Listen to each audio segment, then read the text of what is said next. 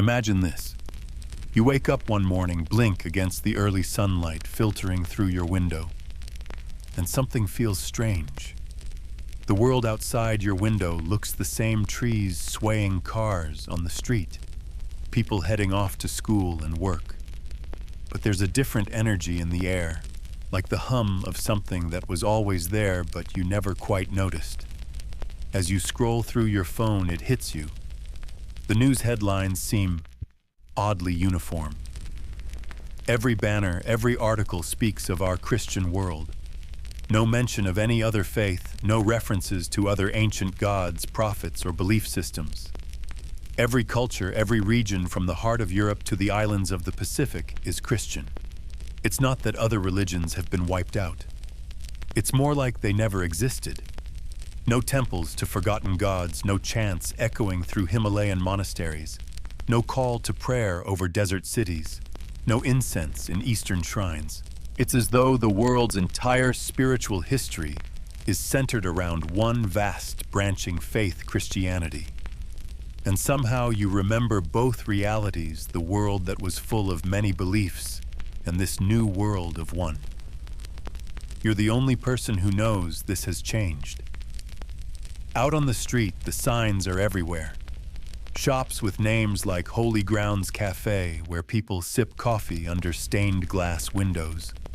A city bus drives past with an ad for an upcoming Christian music festival, featuring gospel choirs from around the world. The architecture of your city looks more ornate now, churches on every corner, steeples rising among glass skyscrapers, statues of saints tucked into little garden alcoves. In the marketplace, cheerful vendors greet each other with "Peace be with you." Even the currency bears inscriptions in Latin, "Deus vobiscum," God be with you, beneath the national symbols. You begin to realize this isn't just surface decoration. This version of the world has been shaped from the ground up by centuries of Christianity as the only faith. The entire timeline of human history has bent around it. The Renaissance still happened, but more overtly Christian in its art and writings. Scientific revolutions, they unfolded but through universities founded by Christian scholars. The printing press invented and first used to spread the Bible, no surprise there. And here you are, standing in this strange, familiar city, trying to piece it all together. Would people in this world still have the same debates about ethics, morality, freedom? What about politics? What about love? Would the world be more peaceful, more rigid, more unified, or more fractured under the weight of competing Christian ideas? You look around. Families pass by on their way to Sunday services, not just on Sundays either. Here, public life is steeped in ritual. Government buildings open the day with a prayer. School children recite verses along with their math tables. National holidays are now almost entirely based on Christian feast days, Easter, Christmas, and dozens of saints' commemorations. Even weddings and funerals, so diverse in your old world, follow a single liturgical rhythm here. At first glance, it's easy to assume this is a world of harmony, a global civilization united under one creed. But as you walk farther, you notice small signs of difference. Posters for different churches, some Roman Catholic, some Eastern Orthodox, others Baptist, Lutheran, Pentecostal. Tiny details in dress headscarves, crosses of different designs, rosaries, icons in shop windows. Different ways of interpreting the same sacred texts. You begin to wonder, if Christianity were the only religion in the world, would that eliminate division or simply shift the lines? If everyone follows the same faith, does that truly mean everyone believes the same way? Or are the old rivalries still here, just wearing different clothes? You glance at a large public mural, an enormous image of the nativity scene glowing in soft tones of gold and blue. Around it, quotes from Christian philosophers are inscribed in elegant calligraphy. Children play beneath it, their laughter ringing through the square. It's beautiful and strange, and in its own way unsettling. A world where one story, one worldview has filled every corner of life. You feel a curious weight in your chest. What parts of culture have been lost? What voices never sang? What wisdom lies buried under centuries of a single dominant narrative? But then again, what shared values might this world hold? What universal sense of compassion, forgiveness, or hope could such a world foster greater kindness, or would it crush dissent beneath a polished veneer of unity? You take a breath. The city hums on. In this world, this one faith world, your journey is just beginning.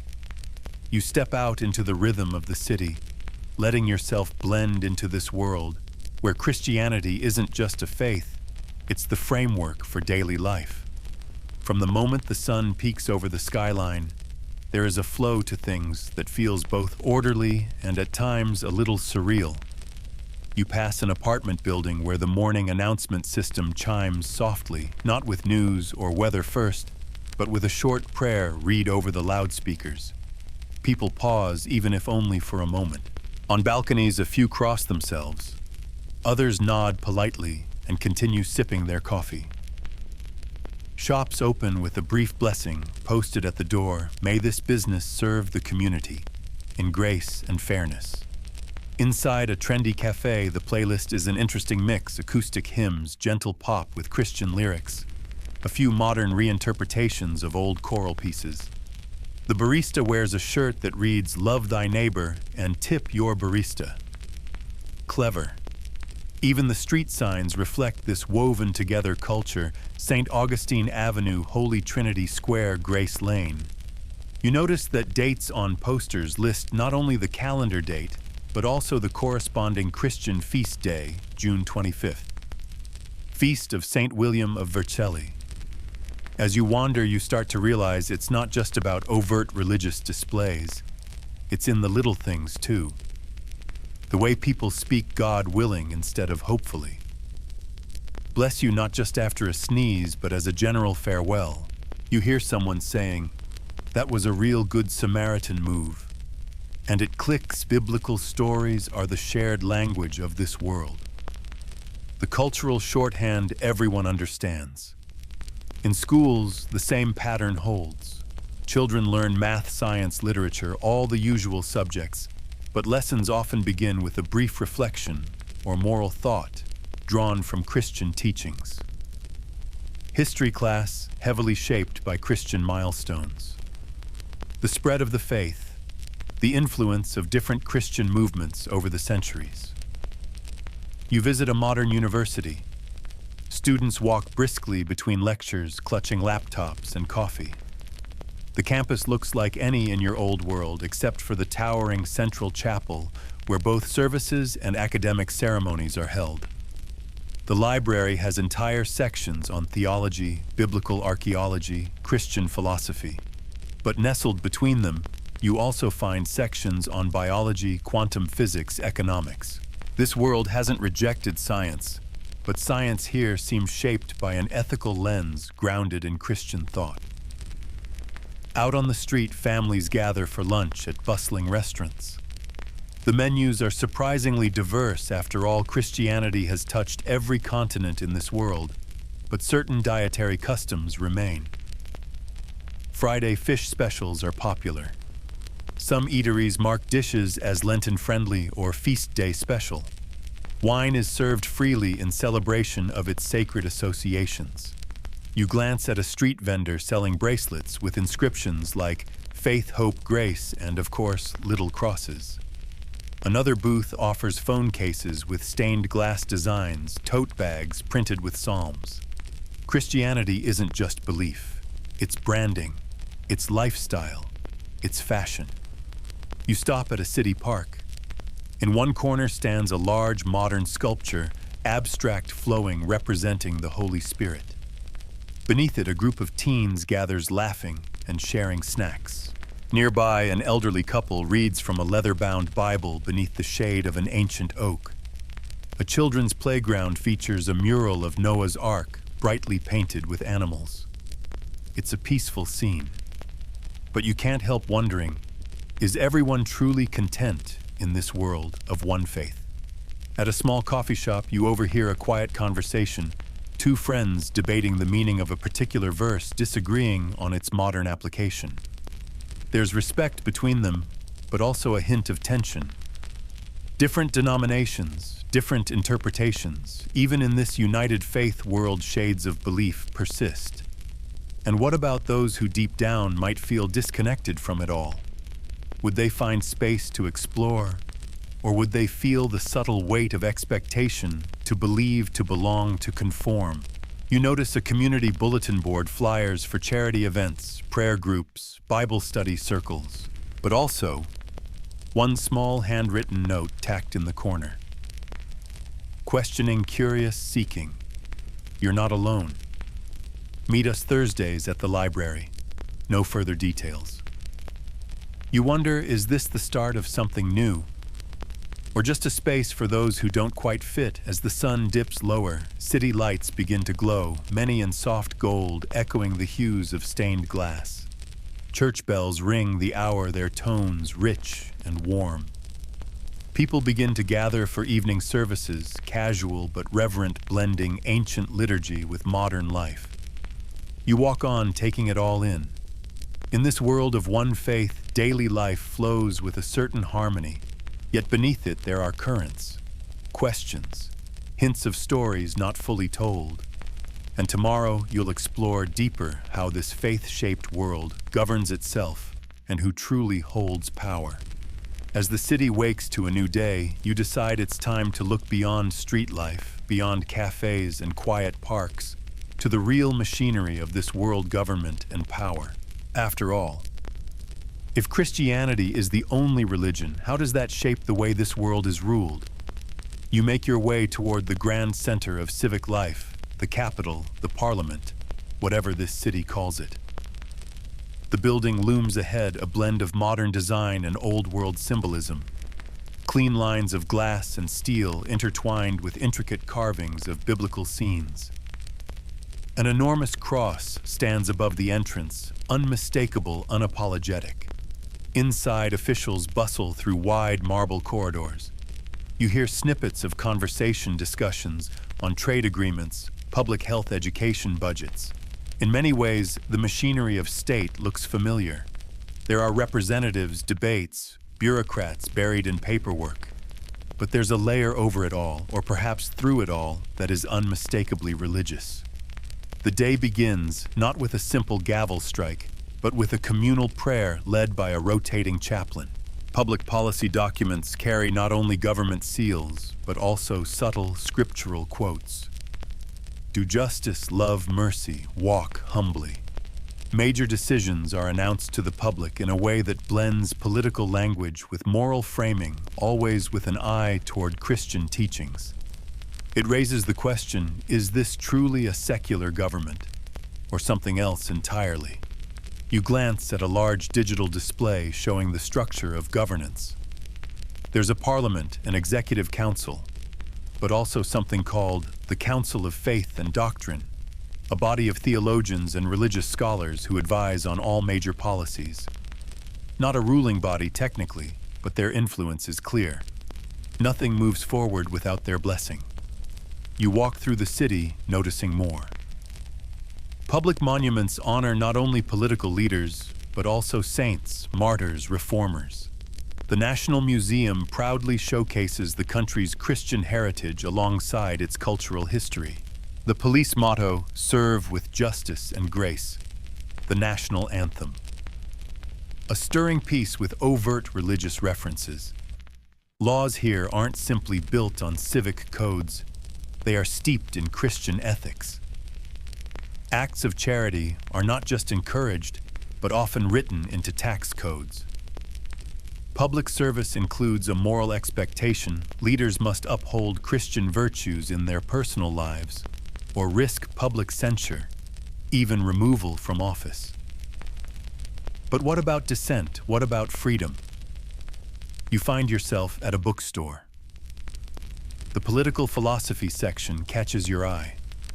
It is vast, filled with works on Christian democracy, Christian humanism, faith, and governance.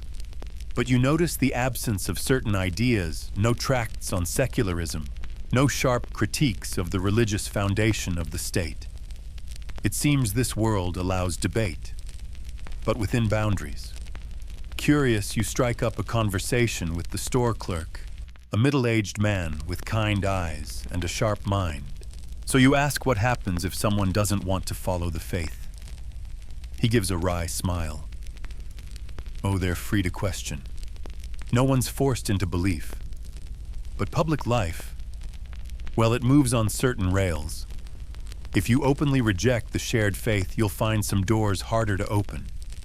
A polite way of saying step too far outside the faith, and you'll feel it. You dig deeper.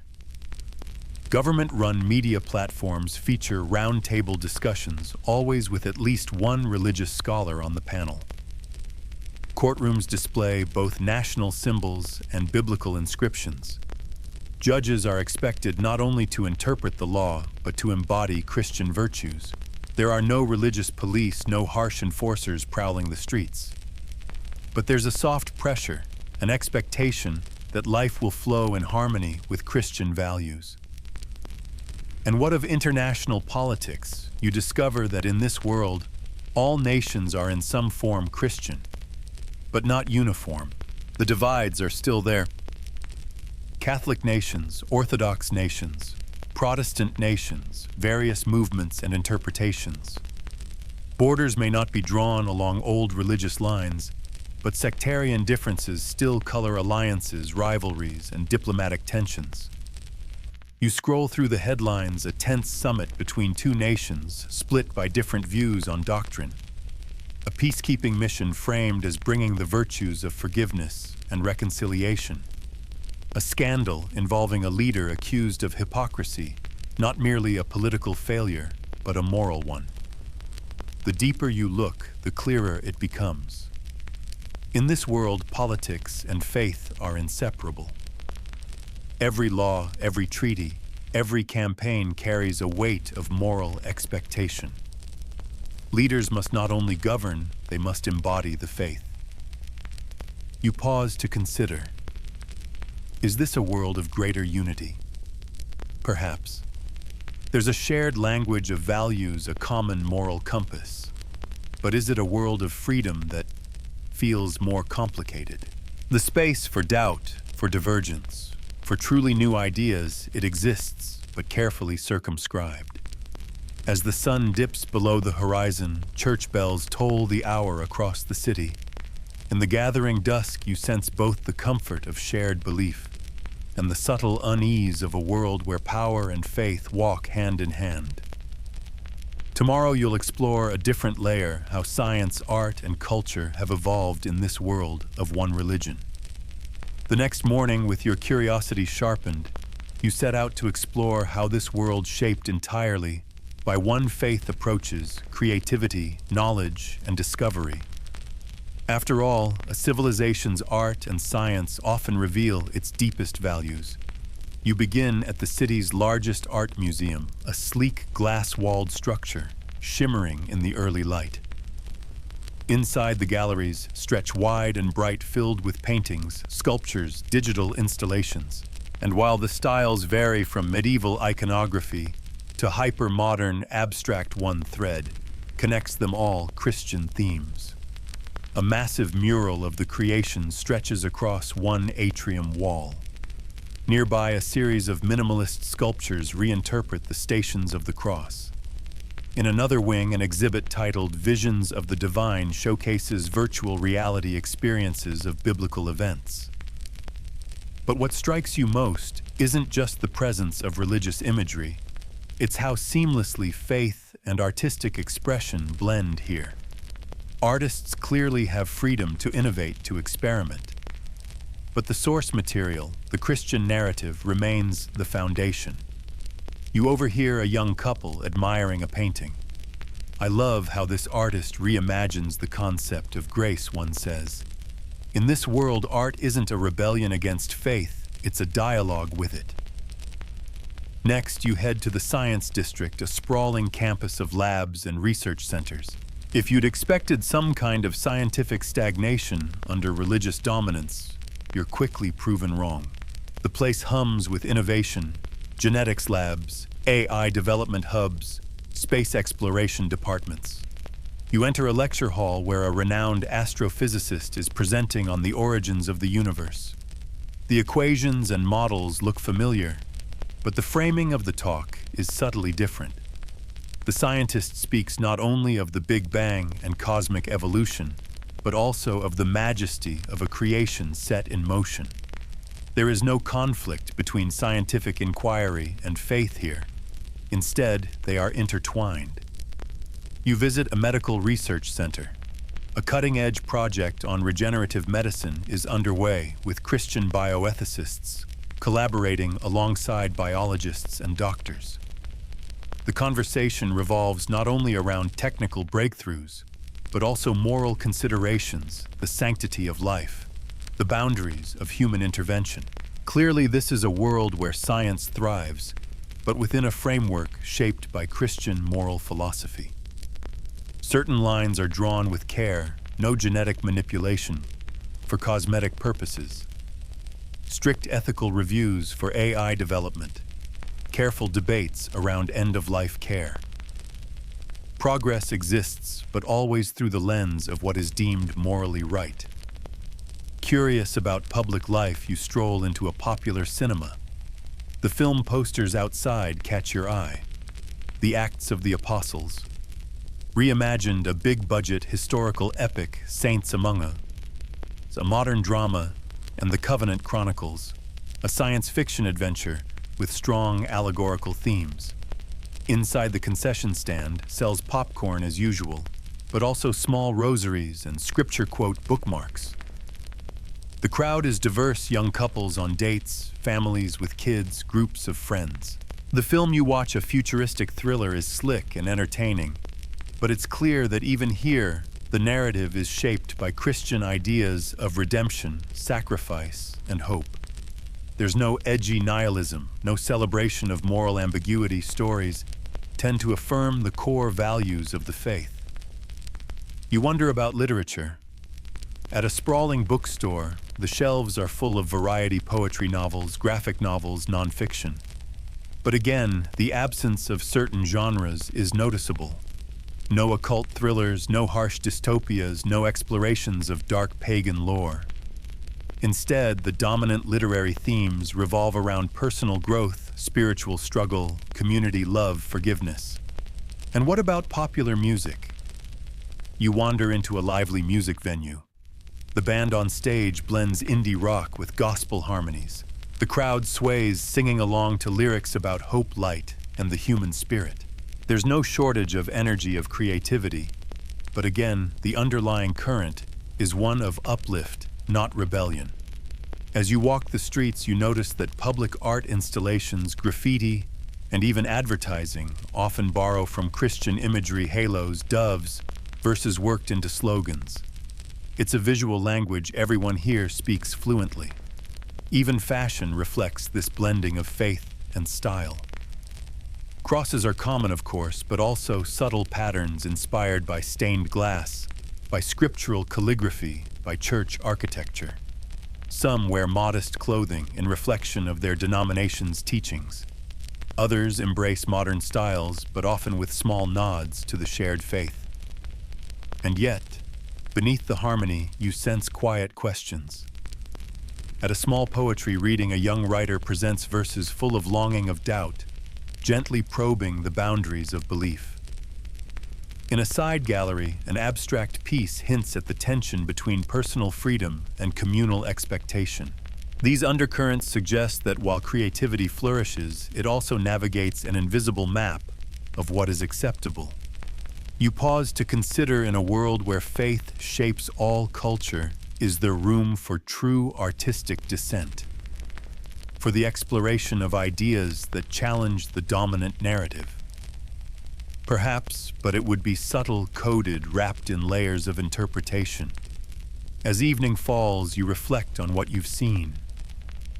This is a world rich in beauty, in knowledge, in creative spirit, but shaped by a single overarching story. Tomorrow you decide you'll seek out the shadows, the lost cultures, the hidden beliefs, the voices that might not fit so easily into this one faith world. You wake the next morning with a nagging question in your mind, one that's been growing since you first stepped into this world. If Christianity has always been the only religion, then what happened to everything else, the myths, the old gods, the rituals of ancient peoples? Are they simply erased, forgotten?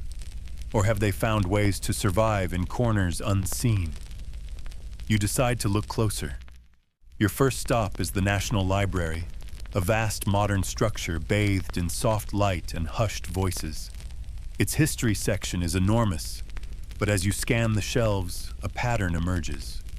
Volumes upon volumes of Christian history, saints, theologians, crusades, reformations, but very little on the pre-Christian world. You ask a librarian, a quiet older woman with silver hair, "Excuse me, is there a section on ancient world religions?" She gives a gentle smile. There's a small archive, mostly archaeological studies, cultural anthropology. But of course, as you know, those were times of darkness, superstition. We study them, but with caution. That word again, caution. You sense that in this world, curiosity about the old faiths isn't forbidden, but it's not exactly encouraged either. In the archive room, you find fragments, faded texts on Norse mythology, Egyptian rituals, Hindu philosophy, Buddhist teachings, but they're presented not as living traditions, but as curiosities of the distant past, often framed in terms like pagan beliefs, pre-Christian error, or early human misunderstandings of the divine. It's clear the official narrative here casts the rise of Christianity as a kind of civilizational dawn. All that came before is seen as primitive, flawed. The depth, the wisdom, the beauty of other traditions, largely unacknowledged. But culture is a stubborn thing, and soon you begin to spot traces of older currents' echoes that have somehow survived. In a small craft market among stalls selling rosaries and icons, you find a jewelry maker selling amulets shaped like ancient symbols, sun wheels, tree motifs, spirals. When you ask, the vendor winks. Just folk art, they say. Old family patterns. For luck, you know. You're not convinced it's only about luck. Later, in a narrow bookshop tucked between towering office buildings, you discover a tiny, dim corner labeled simply Myths and Legends. There, beneath layers of dust, sit collections of fairy tales, folk stories, half-remembered sagas. Some clearly drawn from old, non-Christian roots, but retold, reframed, sometimes stripped of their original power. And then, by pure chance, you overhear something even more intriguing. In a quiet cafe, two young people are whispering over a battered notebook. You catch snippets. The old moon rites, the earth festivals, still practiced in the forests up north. Could it be? You follow a hunch, visiting the older quarters of the city, talking to artisans, elders, the kinds of people who remember what slips between the cracks of official culture. Slowly, a picture forms. There are gatherings not public, not sanctioned, where fragments of ancient ritual survive. Moonlit dances among ancient trees. Stories told in secret, not quite heretical, but not exactly welcome. Echoes of beliefs older than the church, held quietly, respectfully, by those who feel their pull. It isn't organized rebellion, more like cultural memory. The human need for diversity of story, of symbol, for connection to the land, the seasons, the mysteries beyond a single sacred book. You ask a quiet scholar about it over tea in a sun-dappled courtyard. They nod. In a world shaped by one great narrative, they say the old stories become roots underground. They don't die. They wait. It makes you wonder. How much richness, how much wisdom lies hidden in this world, in old songs, forgotten festivals, gestures passed from grandparent to child. And what happens if that underground current grows stronger? If questions begin to surface, for now, the public face of this world remains firmly Christian. But beneath the steeples and stained glass, something older stirs, a quiet, persistent hum of voices that refuse to be entirely silenced. As evening falls, you walk the city once more, alert to the subtle signs, a carving, here a melody, there pieces of a tapestry that once was and might yet be again. Tomorrow, you'll turn your eyes forward to the future of this world and where these unseen currents might lead. Morning comes, and with it a new curiosity. After all you've seen, the Christian-only cities, the faith-shaped governments, the art, the hidden stories, one question remains. Where does this world go next? You step out into the streets once more. The rhythms of daily life continue as always, church bells marking the hour prayers in the school's scripture woven into conversation. But beneath the surface, you sense a world that might be on the edge of change. First, there's the generational shift. Among older citizens, the faith runs deep, unquestioned, the very air they breathe. But younger voices, they carry something different, a restlessness, a curiosity. You overhear snippets in cafes on university lawns. Why can't we talk about what came before? I read an old myth the other day. It was beautiful. Maybe it's okay to ask questions. Social media hums with subtle challenges, art that blends old symbols with new faith memes that playfully reference ancient stories. Nothing outright rebellious, but sparks of a broader hunger for diversity of thought. Politically, the seams are beginning to show.